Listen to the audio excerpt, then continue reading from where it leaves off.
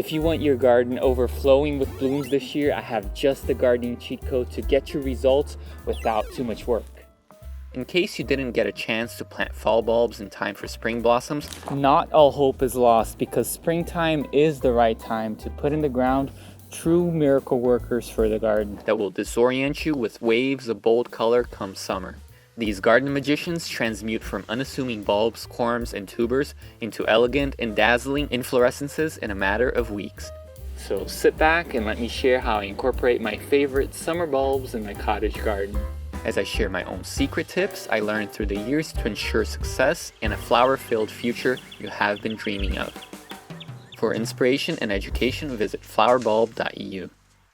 If you want immediate, reliable, bold color in the first year you plant a cottage garden, you must include Regal Gladioli. These plants produce the most architectural spires of blooms the first year you plant them in the ground. The reason why I love gladioli is because their tall columnar blooms help establish verticality and rhythm within the cottage garden. A cottage garden benefits a lot from vertical plants. The usual cast of foxgloves and hollyhocks require 2 years to reward you with this effect, since they are biennial plants. Gladioli, on the other hand, it provides fast growth and quick color since it draws all its energy from its corm. So certainly they are a cheat code. All you have to do is plant them about 3 to 4 inches deep in rich, well-draining soil with a bit of organic fertilizer after your last frost date. They love a sunny position and will multiply wildly in such a spot, but I've also noticed that they do perform well in partial sun. So for those of you in places like Florida who have difficulty finding suitable plants for a cottage garden, gladioli will be your friend. Because they come from a warmer climate, they may not overwinter if you live in USDA Zone 7 and colder. My garden is in Zone 7, and I noticed that in milder winters they do just fine here. But if you want to ensure their return, you can lift the bulbs after your first frost date in fall, storing them in a dry, frost-free place until spring arrives. In my experience, they overwinter better in sunnier, well-draining spots, even if they do fine in heavier spots and shadier spots, if treated like annuals or lifted. They come in a plethora of colors, from vivid punchy tones to pastels to multicolored varieties. Because they produce such large and tall blossoms, the traditional varieties may have a tendency to topple over, especially after it rains. Staking them will ensure a long-lived, neat display. Over the years, I've experimented with different staking methods, trying to find an easy way to provide them extra support. With my gladioli about to bloom, I've been looking for a solution that will keep them upright because they have a tendency to flop. So inspired by the string support I devised for my carnations that used hanger wire and string as a scaffolding net for those flowers, I tried to fashion a larger version for these blooms using heavy gauged chain link fence wire. This wire is a bit tough to cut by hand and bend into a curly-Q design, so I was hoping it would support the weight of the blooms. After shaping them and giving them a quick coat of brown and terracotta spray paint so that they would blend into the landscape, I stuck them in the ground and then proceeded to tie in crisscross string, forming a supporting net. My goal was to avoid having to individually tie each plant to a support. A few weeks later, I realized the idea had not worked as planned, since the blooms were still falling and dragging the string and wire with their weight. The support I devised here, it worked a bit but not quite well for gladioli. Gladioli really need a stiff support that's thin at the same time, so bamboo happens to be the real solution to it. I looked around and I found some bamboo growing by the roadside, and considering it's an invasive species, it's a good thing to be using it, but never plant it in your property if you can. It's not the perfect type, it's way too thick, but I'll try to split it. The solution wasn't ideal, but at least it was free. With the help of an old knife and hammer, I split the bamboo lengthwise into strips, making sure to cut an arrow point in one end to make hammering them into the ground easier. With most of my gladiolas falling over each other, I was desperate to get them upright before they snapped, tying them with garden string to the improvised bamboo stakes. To an extent, this idea did work in a pinch. It's just that split bamboo has a tendency to bow over time. But after trying these hacks, I came to the conclusion that simply tying them to thin bamboo stakes is indeed the best way of keeping them upright, extending their bloom period, and keeping the display tidy. Sometimes the old-fashioned way of doing things just happens to be the best way. This year I'm excited to see how the hardy gladioli variety I planted last fall will fare in my garden, and I'm looking forward to planting some dwarf gladiolas that will be able to stand up on its own without the need of additional support. It should provide vertical blooms next to shorter cottage plants. Calli lily is the next summer bulb, or better yet, summer corm that I've incorporated in my cottage garden. For the longest time, I wrongly thought that calla lilies were finicky tropical plants until I tried growing them, and then I realized that they're not high maintenance at all. The best part about them is that their foliage is attractive even without any blooms, especially the ones that sport a polka dotted pattern. They do well from partial shade to sunny spots, as they impart an exotic tropical flair to the cottage garden. While they may not be classic cottage plants, I think they've earned their keep in my garden, as they work really well with the shorter plants near the edge of a border. This 1-foot growth pattern is a bit rare when it comes to plants, so they serve the essential transitional height from the ground-hugging sprawler plants to larger-sized bushy plants in a cottage border. I consider them a cheat code for a full effect because their lance-like foliage create an interesting pattern and solid mass, providing a backdrop and counterpoint to more lacy cottage plants. Their blooms have the advantage of lasting for a few weeks, unlike more ephemeral perennial flowers, and the foliage stays verdant until the end of the season. At first I thought they would not survive my Zone 7 winters because I associate them with the work of Mexican artists. But they are hardy up to Zone 8, and I found that even here in Zone 7, in a protected sunny spot, they return as well. If you provide them good nutrition, moisture, and sunlight during the growing season, they are bound to rebloom once lifted for winter and replanted the following spring. There was one year where they did not bloom for me because they had been stressed the previous season, but sure enough, they still produced their beautiful foliage, and the following year rewarded me with gorgeous blooms. If for some reason you are skeptical about how they perform in your garden, I recommend you plant a few corms and get ready to be pleasantly surprised. Kana is the next rhizome that's perfect for immediate effect, and they grow with fury in sunny, hot places. Hailing from the tropics, they're indispensable for gardens in warmer climates where more sensitive plants would languish and despair. If you can't grow iris because you live in the tropics, well, this is going to be a great swap. But even here in temperate zones, if you place them in a sunny space, they'll provide instant screens to the back of the borders while they reward us with their beautiful, colorful blooms. Much like calla lilies, there are varieties whose foliage is as beautiful as the blooms and are worth growing just for that. I would consider those as a cheat code for an instant hedge, perfect for first-year exuberance. I've seen them being used expertly in the raised beds in the back of the US Capitol. Gotta stop and admire here this planting bed for the Capitol. The palette is beautiful. It's absolutely working with everything with the red granite. That it's very formal, very structured. It's almost like every plant here is being a specific architectural element. The variegated Pretoria Kana, placed towards the center back of the bed, functions as a colonnade or wall of sorts. Without their sculptural foliage, this bed would only have the cloud-like effect of the other plants and feel less structural. So by massing these plants, you can build visual barriers that provide a contrasting background to the other plants. In this case, they also frame out the center fountain that would feel otherwise lost. For additional inspiration on how to use them, I headed to the Botanic Gardens Conservatory, where they have a very neat exhibit of tropical plants in the glass house. But I quite like the gardens and grounds that they manicure around it. You find lots of inspiration for plants. It's definitely a plant lover's garden. Here I could see Kana being used in a different way. I love these Kana lilies here. They are short, color of the blooms are nice, even as they are a bit faded.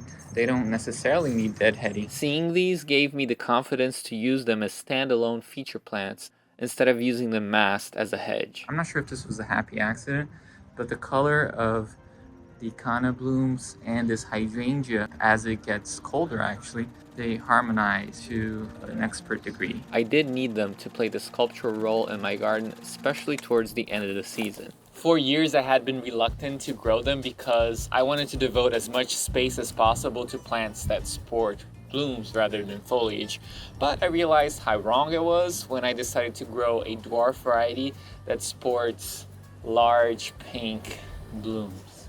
Not only are the dwarf varieties more appropriately sized for a typical cottage garden, they serve the critical role of a sculptural plant, much like regular lilies. The advantage, however, is that they bloom from summer all the way to the first frost, and so serve as reliable permabloomers. They do come in warm tones, so it was only a matter of time before I had to rely on them to supplement my warm tone garden in shades of red, yellow, and orange. That is why this year I'm making sure to trial a mix of other dwarf varieties so I can find other indispensable specimens to keep my late summer and fall garden still looking great. Because they're rhizomes, you plant them only a few inches deep from the soil surface, laying them horizontally with their growth eyes pointing up. Because of this, it is a good idea to lift them come the first frost if you live in zone 7 and colder. When it comes to maintenance, you only need to deadhead spent blooms before they form seed to keep the plant tidy and promote new flushes of blooms, but they never need additional staking or supports, so they're ideal plants in that respect. Crocosmia is the next summer bulb or corm that provides the right cheat code to create a wispy cloud of reticulated color over your cottage garden. Usually this role in a cottage garden is taken by annuals like cosmos or nicotiana. It comes in punchy warm tones of red, orange, and yellow, and it forms a constellation of fluttering color over your other shorter flowers. Another visual device that this Crocosmia is showing quite well is being able to create sort of a blanket layer of color that's above your overall color blanket or color texture.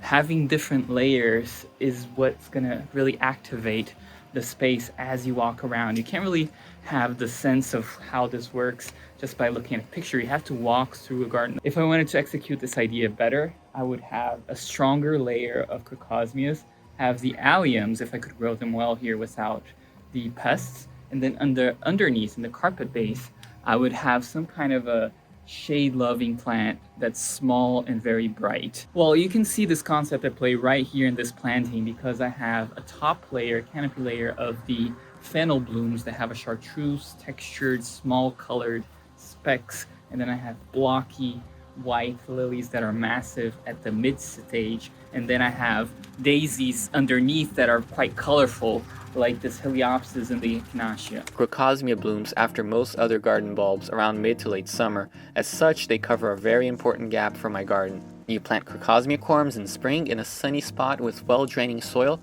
about 2 to 3 inches from the soil surface, with the roots facing down. When I first tried growing them, I placed them in a spot in the side yard that had heavier soil and a lot more shade, and they did not perform as well. Then I planted them here in the front yard, and the spot has much better soil drainage and at least 6 hours of sunlight with a bit of afternoon shade, and they performed wonderfully. They loved the spot. They did not do as well in my drier, sunnier roadside garden, so they do appreciate a bit of afternoon shade. Crocosmia generally can support their own weight, but I'm starting to think that the string web support I devised for the Gladioli would actually work well for the Crocosmia. This year, I'm adding new varieties in orange and yellow and hope to increase the wispy effect in my garden. They're hardy in zones 5 to 9, so there's no need to lift them in most temperate zones. Of course, I would have to include lilies as a major cheat code for carefree, sculptural, low-maintenance garden color. They can be planted both in fall and spring, so I already mentioned them in my fall bulb review. Still, I find it important to mention them here once more, only because of how much I enjoy growing them in my garden. When we think of lilies, we sometimes think of daylilies, but they are different plants. I have a patch of wild daylily in my garden that just appeared, and one type I got from neighbors who garden. I am looking to add some new cultivated varieties that should give me more easy color. Daylilies are not true lilies, they're not in the same family, and so they do not grow from bulbs, they grow from rhizomes. But they enjoy similar conditions, and they're planted in spring in the same time frame that you would plant other lilies. So I'm going to plant them here in full sun, only because I want to propagate them fast and spread them around in my shadier spot. It is one plant that I'm trying to grow more varieties this year so that I can experience it in full. But so far, regular lilies have been the workhorse for my summer garden, and I'm always trying to add new varieties to my palette, considering how much I love the conditions of my yard. True lilies are incredibly versatile, and they grow from bulbs, and they'll grow from full sun to partial shade. And some varieties, like the tiger lilies, they do wonderfully well with just a couple hours of sun. The only thing you need to do is to leave their foliage alone after they bloom, so they can store as much energy in their bulbs as possible for the following years in fluorescence. Other than that, you may want to divide after several years if clumps get overcrowded. Amongst the varieties I've grown to love are my white Casablanca lilies. They are true showstoppers. This year I'm growing several tree lily varieties that in 2 to 3 years should reach magnificent heights, towering over the garden with pendulous sculptural flowers. And while I'm counting on those varieties to increase the whimsy in my garden, I'm excited to try the giant Himalayan lily, which is a bit of an exotic wonder specimen. It kind of belongs in a dream world. It's in a different genus from other lilies, and so it behaves differently. So I'm not sure how it will adapt here. It grows in part shade, so I want to plant it here around this fairy tale woodland shed. It towers to heights of 9 feet with a magical woodland vibe. It grows only in zone 6 to 8, so I'm a bit lucky to be in its rather narrow growing zone. It seems to come right out of the storybook, so I'm willing to be patient and wait. It can take several years to bloom, so I'm not sure I'll be able to admire its beauty anytime soon. But if one day I do, I can imagine it's going to be a memorable day. But when it comes to a reliable cheat code plant that will provide you with bold, abundant blooms from summer all the way to the first frost, there is a candidate that clearly takes the title. I would say it is the ultimate garden color cheat code. Without this unassuming tuber, I could not imagine my late summer garden being anything worth noticing.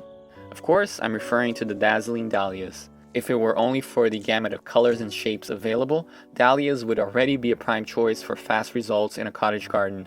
But dahlias also produce flushes of flowers after flushes of flowers, and they also multiply quite easily from year to year, so they provide a very good way of filling up large amounts of garden beds, quite economically.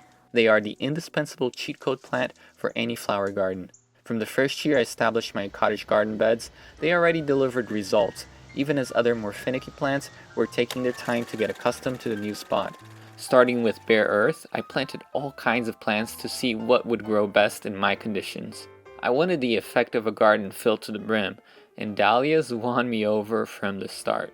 This flower border is still nowhere near where it needs to be, but it's already starting to dazzle. It's really hard to have in the first year of a perennial border to have it really be lush and full, because you don't want to overcrowd your plants at first because they need space to grow. Not all the plants have done well. The hollyhocks have been a bit of a disappointment, but my hope is in the dahlias and some of the later plants that will continue blooming and fill up, because they do fill up in a season.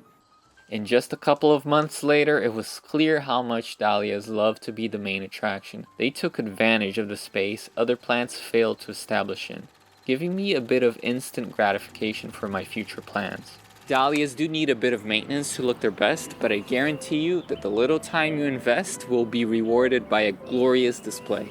You plant dahlias in early spring after the danger of frost. They thrive in well-draining, rich soil in partial sun to sunny locations. They do appreciate a bit of afternoon shade, especially if you live in warmer climates. You will want to support the larger, bushier dahlia varieties either by staking the stems or using cage-like supports to keep the more brittle stems from snapping from the weight of the blooms. I've built these versatile, extremely durable garden tutors out of galvanized electrical conduit and wire mesh, in the same way that I built my wire fencing as shown in a previous video. By placing them over the growing plants, they weave through the mesh, supporting themselves in the process. Make sure to deadhead old spent blooms to promote more flowering. After the first frost of fall, you will need to lift the tubers for winter. I'm always a bit shocked to see how big the tubers grow over the season. You can carefully wash the tubers from the excess soil, allowing them to dry, and then store them in potting soil bags. Do be gentle when handling them. Make sure to provide airflow by punching holes in the bag. Keep them in a cool, frost-free place like a basement, and come spring, you can get them out and divide the tubers to plant again. The important thing to remember when dividing them is to allow each transplant to have at least a tuber, a crown, and some eyes. A tuber without an eye will not germinate. If everything goes smoothly, shoots will emerge a couple weeks later. By July, you should get your first blooms that will carry into fall. There are short varieties of dahlias that grow as edge sprawler plants, and some single-petaled ones that are wispy and free-flowing and attract crowds of bees to your garden. And of course, there are the show-stopping dinner plate dahlias that are an event in and of themselves. By incorporating all these spring-planted miracle plants in my cottage garden, I have been able to create a cozy and dreamy flower-filled display that goes from bare earth to abundance every year, as if part of a magic trick. I hope you will do so as well in your own garden. For more information and education, you can visit flowerbulb.eu and you'll discover the magic of flowering bulbs and the joy they can impart to your everyday life. And remember that flower bulbs from Europe make the US bloom.